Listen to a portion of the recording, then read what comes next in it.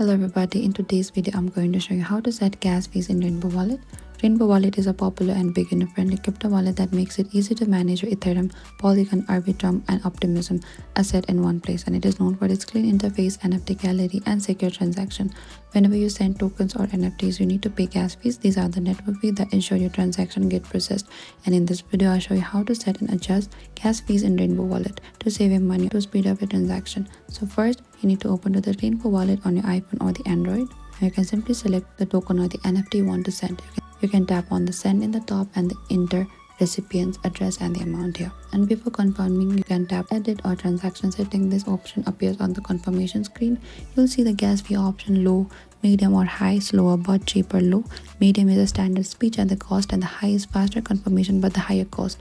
And some version of the Rainbow Wallet may also allow custom gas fees for the advanced users. Choosing higher fees ensures your transaction confirms faster, especially during the network congestion. Choosing lower fees saves money but may take longer to process.